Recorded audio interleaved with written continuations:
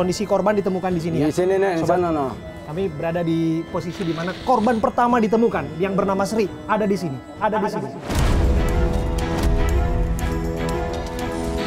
Siapa sangka di tempat ini ditemukan jasad seorang wanita bernama Almaida yang merupakan istri dari pelaku. Pokoknya saya nggak meriksa, pas ada di situ langsung saya ngejar pelaku aja. Pelaku ini bilang saya yang bunuh, saya yang masukkan ke spiteng. Kaget langsung, saya emosi, marah, ya campur kecewa. Saya cari orang tua saya bertahun-tahun, ketemunya sudah tidak ini bernyawa gitu. Jangan-jangan ini adalah seseorang yang sudah melakukan pembunuhan berantai, bukan hanya 1, 2 kali atau beberapa korban lainnya.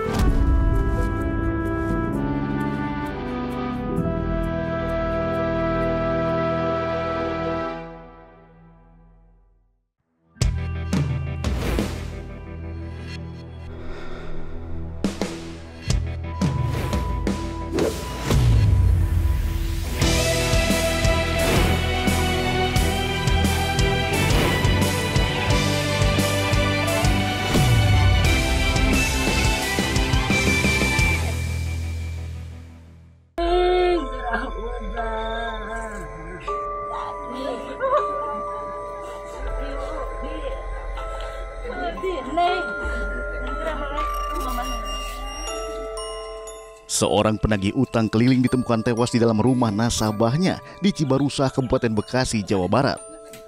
Dari pemeriksaan para saksi, korban sempat terlihat datang ke rumah pelaku Sunardi sebelum ditemukan tewas. Tak ada kabarnya korban membuat pihak bank menemui RT setempat. Usai mendapat laporan, ketua RT mendatangi rumah pelaku dan menemukan jasad korban. Jasad korban disembunyikan dalam kamar dan ditutupi dengan kasur. Korban mendatangi pelaku untuk menagih utang. Namun pelaku yang belum punya uang merasa terdesak hingga nekat membunuh korban. Untuk menghilangkan jejak, pelaku membawa motor korban dan parkir di tempat penitipan motor. Kasus pembunuhan penagih utang bank keliling di Kabupaten Bekasi, Jawa Barat ternyata menguak kasus lainnya. Saat diperiksa polisi, pelaku mengaku membunuh istrinya pada tahun 2022. Polisi pun kembali ke rumah pelaku di Cibarusah dan membongkar septic tank yang dijadikan tempat persembunyian jasad korban. Saat dibongkar, petugas menemukan kerangka manusia mengenakan pakaian yang masih utuh. Ternyata korban diketahui istri Sah Sunardi yang hilang sejak tahun 2022.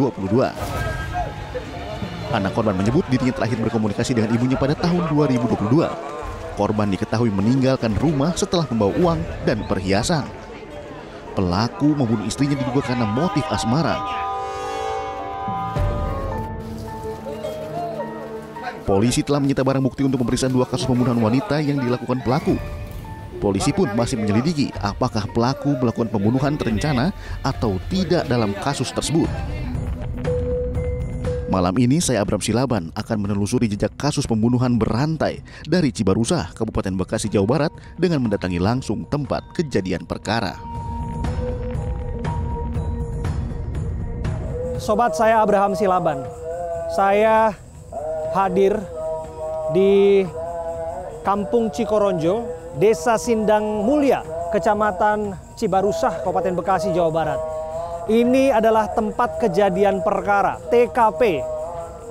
Berdekatan dengan ditemukannya ada jenazah di dalam septic tank yang bernama Almaida, yang merupakan istri dari seorang yang bernama Sunardi yang kini ditahan sebagai seorang tersangka kasus pembunuhan. Tentu ini mengejutkan kita semua karena ditemukannya jenazah yang disebutkan sesungguhnya sudah berada di dalam septic tank itu hampir 2 tahun lamanya adalah akibat pembunuhan yang terakhir atau yang paling baru yang berhasil diungkap oleh aparat kepolisian, yakni pembunuhan seorang pegawai koperasi bernama Sri Pujianti. Ia ditemukan meninggal dunia di kediaman dari pelaku ketika ia menagih utang sebesar 2,7 juta rupiah. Pelaku bernama Sumardi akhirnya menghabisi nyawanya. Saya hadir di sini untuk menunjukkan kepada Anda secara dekat, secara detail, secara eksklusif tentu saja, tempat kejadian perkara. Dan saya sengaja hadir malam-malam. Malam hari untuk menunjukkan sesungguhnya bagaimana ambience di tempat ini setelah dilakukannya olah TKP, ditemukannya jenazah di septic tank. Jadi prinsipnya kasusnya, ada kasus pembunuhan ditemukan, jenazah ditemukan ketika seseorang yang disebutkan hilang. 3 Februari ia melakukan penagihan bernama Sri. Ternyata ia dibunuh dengan begitu keji, diikat menggunakan kerudung atau dicekik menggunakan kerudung.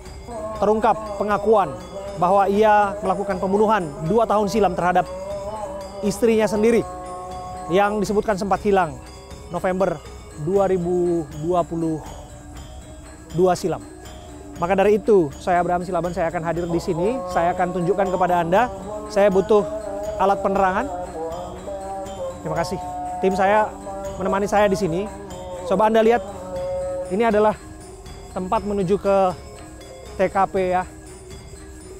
Jadi kita butuh alat bantu penerangan seperti ini. Untuk kita langsung menuju ke kediaman tersangka. Saya akan coba nyalakan. Nah, seperti ini. Kita coba telusuri setapak demi setapak. Jalan yang ya cukup licin ya, becek. Sepertinya habis hujan, berhati-hati ya. Juru kamera saya, ada Aul dan juga Oki. Ya, becek seperti ini. Jalan setapaknya menuju ke kediaman tersangka, TKP. Dari tempat ini pula ya terkesan sepi ya. Dan kalau kita melihat di tempat ini ya, di sini ia dikelilingi oleh pohon bambu. Dan coba bergeser ke sini. Nah, ini TKP-nya, tempat kejadian perkara. Ya sobat, saya Abraham Silaban. Saya sudah tiba di TKP, tempat kejadian perkara, itu kediaman dari Sunardi. Seperti yang diinformasikan, ada 2 tempat kejadian perkara di sini. Satu, ditemukannya penagih utang pihak koperasi yang bernama Sri di salah satu ruangan di dalam rumahnya. Dan satu lagi, ternyata sudah ada korban di dalam septic tank. Kita tidak pernah menyangka bahwa ini adalah serial. Ini pembunuhan serial yang mengejutkan kita semua. Maka dari itu kita akan coba menjejaki setiap detail di sini, informasi-informasi yang kita coba akan tanyakan di sini. Kalau Anda lihat itu jalan setapak yang baru kami lalui. Cukup gelap, tapi karena sudah ada bantuan dari penerangan di sebelah sini, kita lihat. Nah, kita coba ada di sini. Oke. Ya kita tentu datang di sini tidak sendiri ya, karena kami bersama dengan Pak RT ya. Ini adalah TKP-nya. Ini tempat Bapak menggerebek ya? Iya. Pak Misan datang ke sini ya? Iya. Bersama dengan siapa waktu itu, Pak? Waktu itu dengan si pelaku, sama si ketua cabang, sama ibunya si korban, Iya. sama siapa tuh, 2 lagi sama lakinya ketua cabang. Oke. Jadi Bapak mau mengatakan waktu itu pelaku juga mengaku bahwa dia tidak melihat korban ya, nggak ketemu sama korban waktu dicariin, gitu ya? Enggak. Dia nggak ngaku bahwa waktu itu korban datang ke sini. Pokoknya saya dari awal nih ya Iya. ceritanya. Pokoknya jam 12:30 dia laporan ke rumah saya. Nih kata saya, ada apa malam-malam begini? Kata dia, saya mau laporan Pak RT, kata ketua cabangnya. Laporan apaan? Karyawan saya penagihan Bang Emok itu katanya hilang kontak di sini, hilang kontak di sini. Oke. Sama bos saya, sama rekan-rekan saya juga hilang kontak di sini, titiknya, kata dia. Ya oke, kalau begitu kita cari bareng-bareng, jangan 100% nyangka sama orang, karena kan belum ada bukti, kata saya begitu. Terus ketua cabangnya itu bilang sama saya, Pak RT dengar-dengar si pelaku ini ke rumah mertuanya kira-kira jam 3. Kita tanyain ke rumah mertuanya kira-kira benar apa kagak. Kata saya, oke, ayo kita jalan bareng-bareng. Terus langsung saya jalan ke rumah mertuanya. Terus dia ngetuk pintu rumah mertuanya kagak bangun. Langsung saya yang ngetuk lagi yang kedua kalinya. Udah, mertuanya itu bangun. Yang pertama keluar, adik iparnya si pelaku yang keluar. Ada apa ini malam-malam? Kayak nggak ada waktu aja. Kata saya gini, saya mau perlu sama nenek-nenek nih. Mau nanyain si pelaku itu, bener apa kagak jam 3 ke sini. Terus nenek-nenek itu nyaut sama saya, bener Pak RT, ada jam 3 ke sini. Bener kan? Berarti kan ngebuktiin ke pihak bank, bener si pelaku itu ada ke rumah mertuanya. Nah, habis dari situ langsung kata saya, Mas, kita ngobrol di rumah si Mas aja lu, bareng-bareng sama saya. Oke, katanya Pak RT. Nah, langsung pada jalan lagi dari sono ke sini. Pas di situ, saya nanya sama si Mas, sama si pelakunya tuh, Mas, saya bukannya nggak percaya sama si Mas. Saya pengen geladain rumah si Mas, biar kesaksian orang bank, biar si Mas nggak terlalu tertekan karena belum ada bukti. Kata si Mas itu, kata si pelaku, oke Pak RT, saya ketuk bangunin istri saya dulu. Pas diketuk, istrinya keluar. Terus kata istrinya gimana? Pak RT ada apa? Sampai gisik-gisik ini nih mukanya. Terus kata saya mau geladain rumah situ, biar tahu ada apa di dalam. Karena kehilangan titiknya di sini, miskomunikasi. Karena apa? Dia kan pakai GPS juga katanya. Iya, ada GPS terakhirnya di sini. Iya, korban. GPS-nya di sini terakhirnya. Terus yang kedua, kata si Mas ini yang udah terbuka. Silakan Pak RT, dia ngikutin di pinggir saya di sini. Pelaku ngikutin? Di pelaku. Bapak ada di depan? Saya ini di tengah. Ini yang paling depan siapa? Saya, ini di pihak bank nih. Pihak bank yang nyaksiin biar ada apa di dalam biar tahu. Di belakang saya, teman saya. Jadi Pak RT lah yang dipanggil untuk menemani ke sini ya, untuk melihat ke dalam. Lengkapnya sebetulnya kita akan menjejaki ini secara detail. Aparat kepolisian memberikan kami izin ke dalam untuk melihat lebih dekat. Begitu ya? Siap. Jadi kami sudah dapat informasi dari tim kami. Oke, kita langsung dalam ya Pak ya? Iya. Di sini TKP-nya, sobat saya Abraham Silaban, saya ada di sini. Nih. Dan ini sekarang ada itunya tuh. Ya. Jadi kondisi rumahnya memang berantakan seperti ini ya Pak ya? Iya. Waktu Bapak masuk ke dalam memang sedang berantakan keadaannya Pak ya? Ya, pokoknya begini aja udah. Oke, begini keadaannya. Dan Bapak temukan di mana Pak? Pak, saya pas lihat-lihat di sini kagak ada. Langsung saya ke sini. Karena lampunya juga nyala. Kita boleh masuk ya Pak? Iya, ayo masuk aja Pak. Pas saya angkat ini nih kasur lantai sama bantal, saya buang ke sono. Di situ kan ada spring bed tuh. Spring bed. Langsung saya buka pas si korban tengkurap di pinggir itu tuh. Di pinggir tembok. Saya langsung tutupin lagi, langsung saya ngejar situ, si pelaku. Bapak, silakan masuk Pak. Kita masuk ke dalam Pak. Ayo. Sama Pak. Oke, jadi bertemu di sini. Iya, di sana. Di sini. Di sana no. Di pelaku si korban itu. Ini mah nggak ada kemarin mana.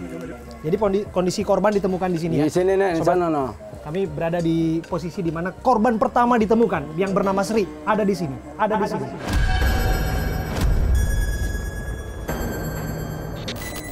Ya ada di sini.